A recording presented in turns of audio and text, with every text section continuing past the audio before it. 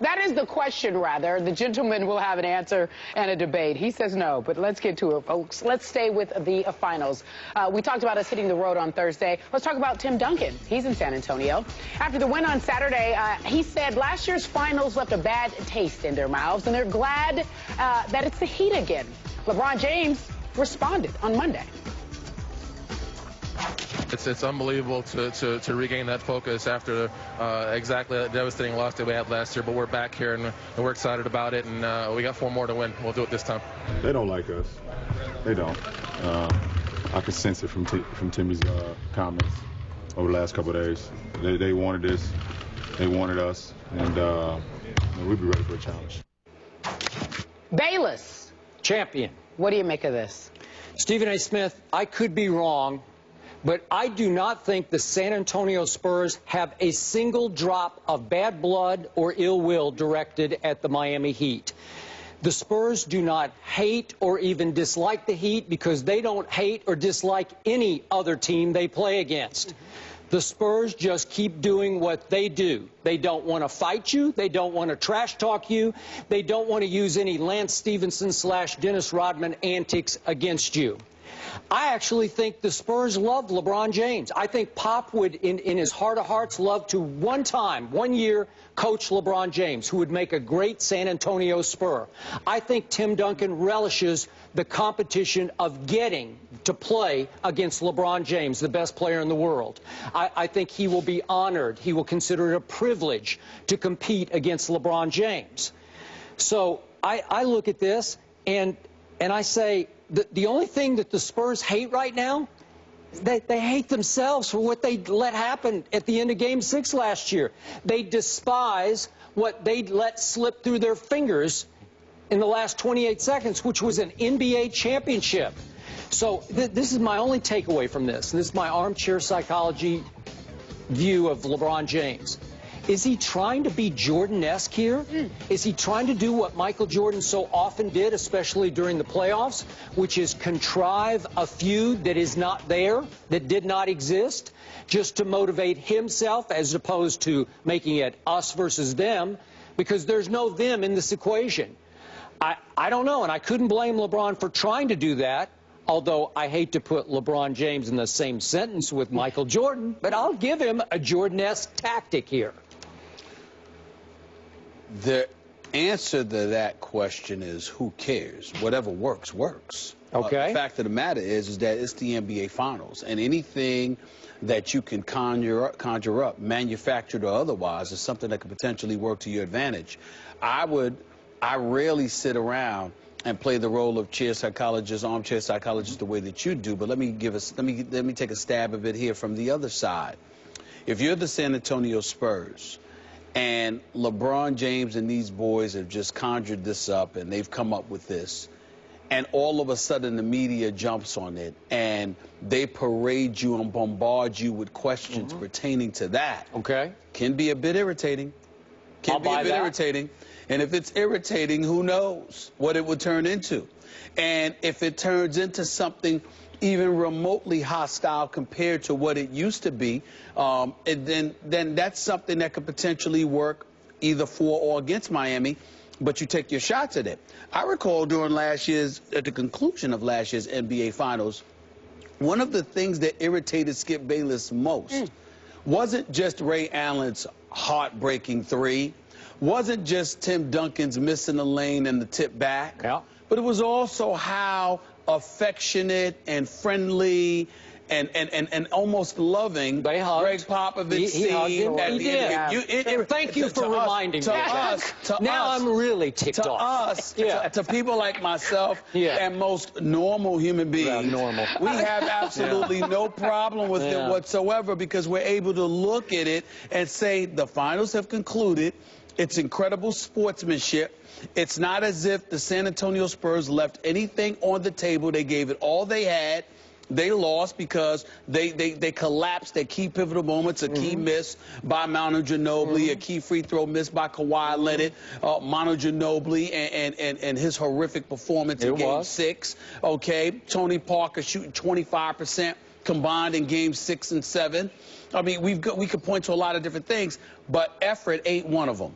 The San Antonio Spurs did everything they could to win the basketball game. They lost the championship. It broke their hearts, but they just showed incredible professionalism and sportsmanship, which is something most normal folks applaud. Not Skip Bayless. No, not at that moment. Not at that particular moment, because Skip Bayless was upset.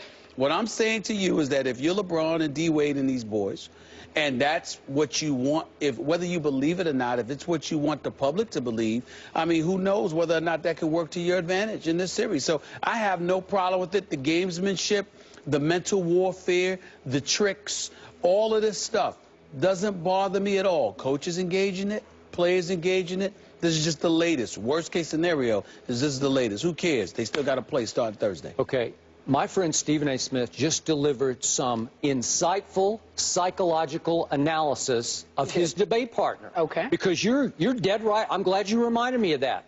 I'm still sore from that, like I'm raw from it. Now that you bring it back up, I forgot just how upset I was. This is one small thing I don't love about my San Antonio Spurs.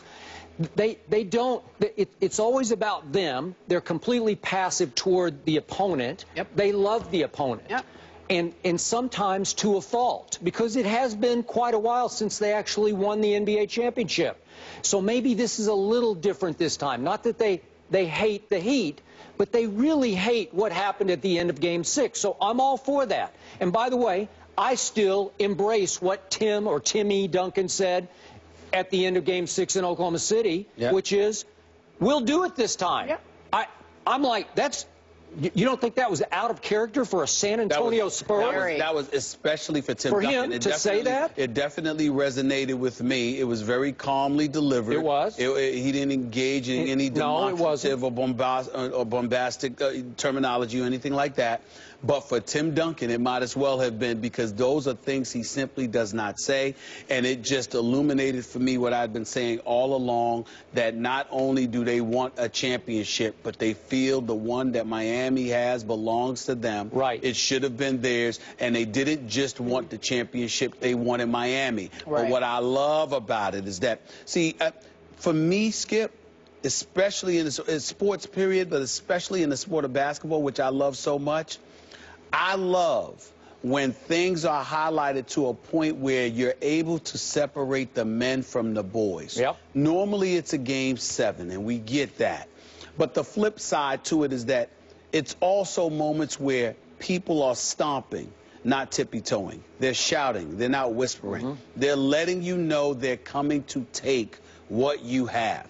So for me, when I look at a moment like this, unlike when he lost in the finals to San Antonio when he was a member of the Cleveland Cavaliers, even unlike when he lost to Dallas, because I don't think it's just the Dallas Mavericks that beat the Miami Heat and LeBron James in their first year in Miami. I think the world was coupled with Dallas, and it was just so much that ultimately it was just too much to overcome because of the decision, the residual impact of it all, what he had to deal with that year. I'm remembering how Dwayne Wade never left his side during any interview. He was with them the whole year. LeBron didn't do one-on-ones with anybody, okay? I'm just thinking about those things and just how the weight of the world was on his shoulders because it was against them, not just the Dallas Mavericks. Okay. And ultimately, it proved too much to overcome. This is a particular situation where you have the freedom of it all. You're a two-time champion. Right. You've completely resurrected yourself. You're a four-time league MVP. Nobody's questioning your greatness. They recognize that they recognize he's a champion, and they recognize he's one of the greats. Okay. All of that's cemented. So now it's just about you have to ball. And the fact that San Antonio has announced, we know they're coming, but the fact that they have announced that they're coming, we'll get it. I know D. Wade better than I know LeBron. And I know that D. Wade's the kind of dude that goes like this, okay, and with a smile on his face. Totally agree. We'll see what LeBron He's the does. one I fear with we'll do it this time. That's right. Because he didn't have anything or much to say about it yesterday. Doesn't Chris have. Bosh had a lot to say. He said, hey, when we need to lock back in, we will remember that quote. Okay, that's a lot of just talk, Right, okay? But Dwayne Wade with that little half smile of his, that's the guy I fear with this quote. But I'm going to go back to end this up with my armchair psychoanalysis of LeBron James. I think he's running out of some mental gas right now, and I do not blame him. And you and I both have talked several times during the playoffs about odd games where all of a sudden you'll say, Man, he was just flat tonight. I don't know what happened to him. Well, we saw it in the finals last year. Did we not see a couple of flat, sort of inexplicable LeBron games last year where we were talking about, where was he tonight? What was up with that game? Even game one. Remember, he was a little flat in game one. I think he's still reaching inside himself for any, again, Jordan-esque motivation. Yeah, listen, it's like his own tactic, his own Lance Stephenson. He's doing Lance on himself. Just some way to push his own button, which is, oh, they don't like us. He knows in his heart of hearts that Pop loves him like Pop loves Tim Duncan. I think it's close between those two. It doesn't matter. San Antonio, that's not their makeup. They don't conduct themselves that way. They don't get into any of that stuff. They just perform. That's what they do. So that's why it probably comes across as being manufactured by LeBron. But in the end, it does not matter. I don't care what he has to do. I don't care if he has to lie about one of them stealing something from his house. I could care less. You know, I'm just saying. Well, the way the San Antonio Spurs are, they probably would never. They never stole a day in their life. But the point that I'm trying to make to you, the point that I'm trying to make to you is whatever he has to manufacture to get himself ready. I'll buy that. I don't care. I'm not judging him on that. What I'm going to judge him by is how he performs. And in the end, I believe LeBron is going to show up. He is going to perform big time. He's going to be ready because he will need to be ready. Because even at his best, there's a legitimate chance that at least a couple of games, the Miami Heat are going to get annihilated. When the San Antonio Spurs start raining those threes on you, there's at least a couple of games. I could see San Antonio winning by 25 or 30. I mean, at least a couple of games. But you got to win 4 to win the championship. And I don't think that's happening. That means LeBron has to come to play 4 times. And I don't think that's happening. Well, he did last year. Well, Game 1. That was last year. Thursday, ABC, 9 Eastern. Stephen A., you mentioned yesterday that you felt that the road to the finals for the Heat was easy, perhaps being an advantage for them. So let's talk about that. They played the Bobcats and the Nets in the first 2 rounds. And if those teams were in the West, they would not have made the playoffs. No argument, obviously, folks, that the East is not as tough as the West. Spurs had a very tough first round against the Mavericks to win in 7, Trailblazers, and then OKC. Let's consider the road to the finals. Explain why you feel the team you think has the advantage. Because I think that when you're an experienced bunch, rest is the ultimate thing. Resting your body, being able to heal, not being exhausted by the mental challenges. We just brought up how LeBron may have been mentally fatigued, exhausted, et cetera, at times. I certainly felt that was the case with him in Game 5 against the Indiana Pacers, simply because he's had to carry the Heat all season long. Dwayne Wade missed 28 games. There have been games where Bosh didn't show up, and I think Bosh is a quality player, and I think he's a key in this series, and we'll talk about him a little bit later on in the show. But I'm saying all of this to say that yes, San Antonio, sometimes going through the terrain, it's almost like a boxer. If you get hit, then you're accustomed to getting hit, so you know what it feels like and you can take it. But there's also those punches that take a lot of punches, and you can end up getting yourself knocked out because the punishment that you've absorbed, your body just said enough's enough. I look at San Antonio and what they had to go through. They handled Portland far easier than most of us thought. They definitely, beat the Oklahoma City Thunder. We understand that.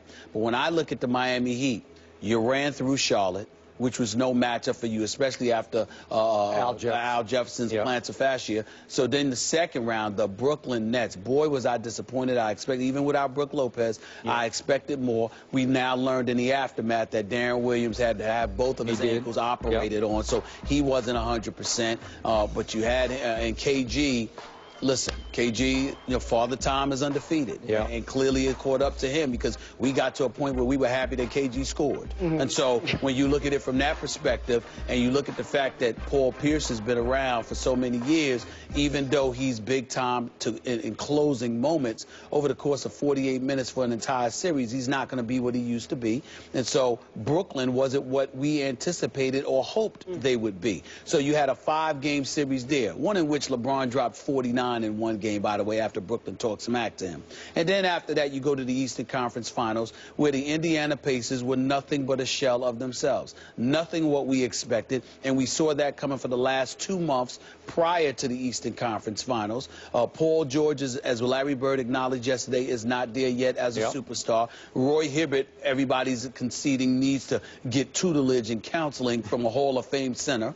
George Hill is not a point guard. Nope. Lance Stevenson is a head case, even though I think that people have been entirely too hard on him. Lance Stevenson deserves his money, and I hope he gets it.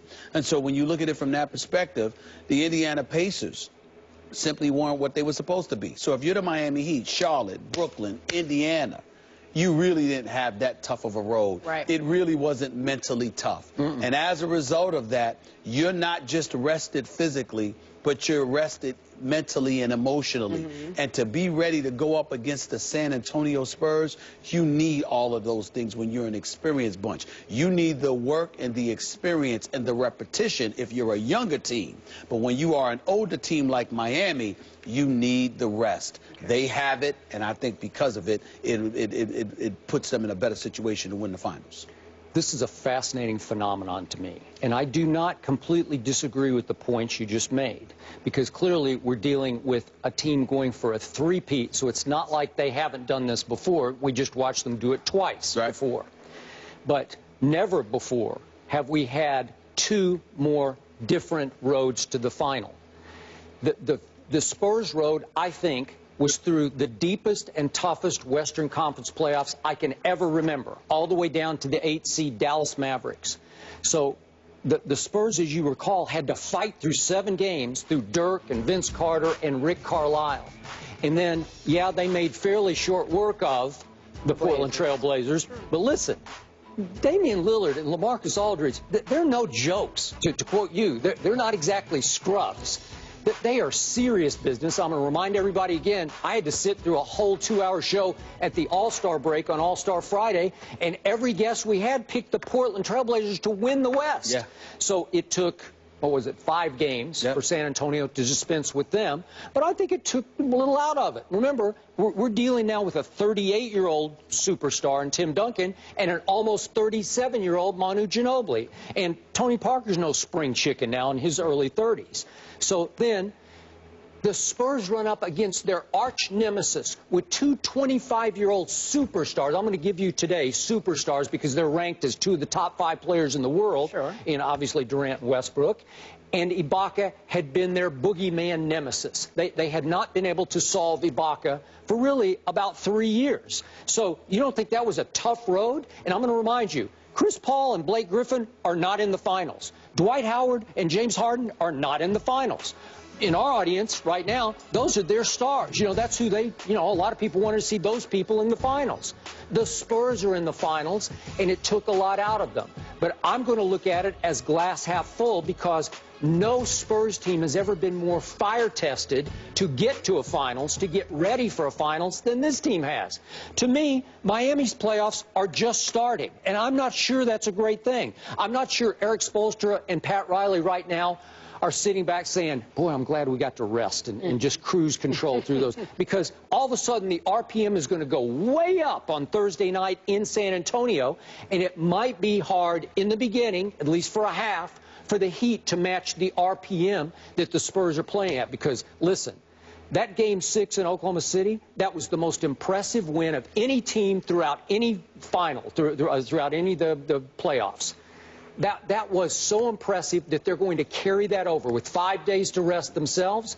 I think you're going to see the Spurs at an extremely high level in Game 1, and I'm not sure the Heat will be able to match that. Well, first of all, the Heat will match anything with anybody over the course of a series because they're not going to get swept. They'll figure out a way to win a game. And if they figure out a way to win 1 game, chances are they'll figure out a way to win 2, 3, and possibly 4. But the point that I'm trying to make to you is that when you look at the San Antonio Spurs, and the points that you made are valid, but 7 games against Dallas, 5 games against Portland, 6 games against Oklahoma City.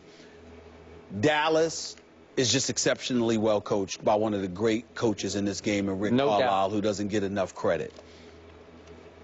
Portland is a young team. Damian Lillard can ball. LaMarcus Aldridge is a stud.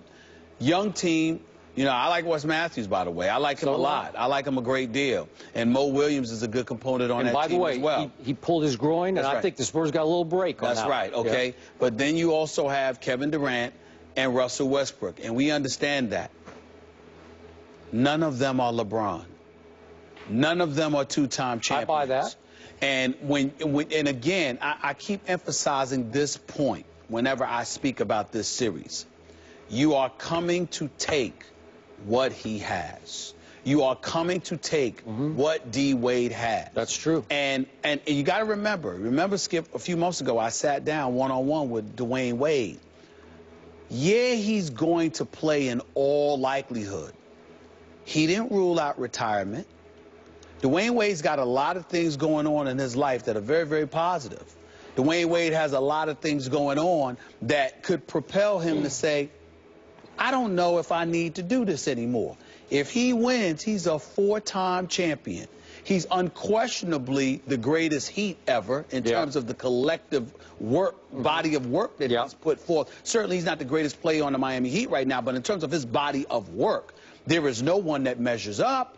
Okay? And so when you look at it from that perspective, we don't know what Dwayne Wade is going to do. Therefore, we don't know what his mentality is. And we need to understand that when crunch time arrives, it's not like Eric Spoelstra is going to say, LeBron, can you save us? He's going to say, D. Wade. There you go. You understand? So when you've got D. Wade in the mix, okay, now we have to look at the San Antonio Spurs and say, we understand and respect the fact that Ginobili, you ain't what you was in the finals. You lost some weight. You got yourself in shape. You look considerably better than you did last year.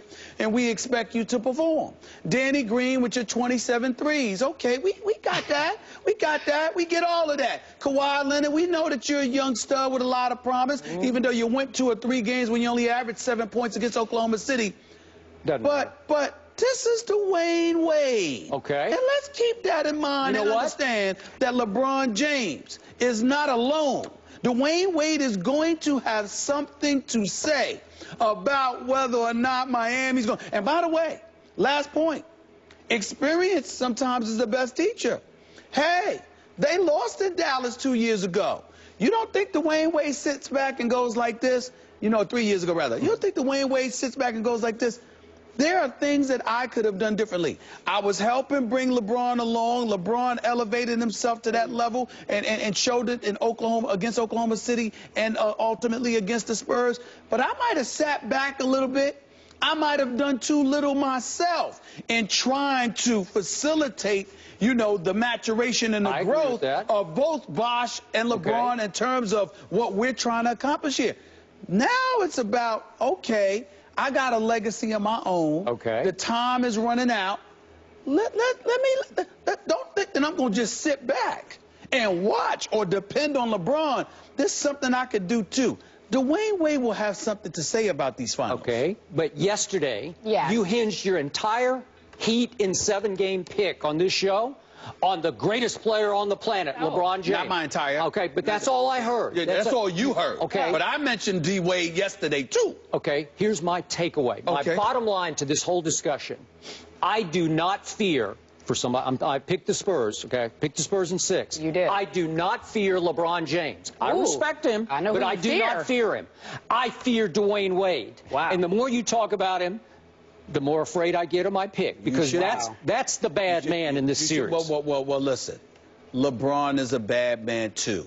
And you should be ashamed of yourself for saying that when the last time you saw the man in this predicament, it was Game 7 of an NBA Finals, where he dropped 37. They were emotionally shocked. You can't say that. I can't. Let me tell you why. You can't say that if Tim Duncan hits that shot in the lane. I forgot about the little tip. That's right, and the little tip that followed. Skip, that was less than 2 minutes left, and the game was tied. If that's flat, I'm sorry. Listen. Don't give me flat with San Antonio. I understand what happened in Game 6. Skip, I understand what happened in Game 6, but they showed up in Game 7 too. But so did Dwayne Wade, and LeBron had 37. You need to respect that man more than you have. You really need to stop it. I said I respected him. Okay. Well, part of respecting him is understanding that he's somebody you need to fear. No fear. No fear. I suspect suspect LeBron James, I do not fear you. I suspect there will be at least 3 games where LeBron will make you eat those words. Skip Bayless does not fear LeBron James. He fears Dwayne Wade. All LeBron James has to do is play. Leave Skip Bayless to me. You gonna get him? I'll be there. He gonna get you. I'll be there. I'm not sure you're going to be in San Antonio. I'll show up. No, I'll show up. I might not be there game 1, but I'll show up. I'll show up.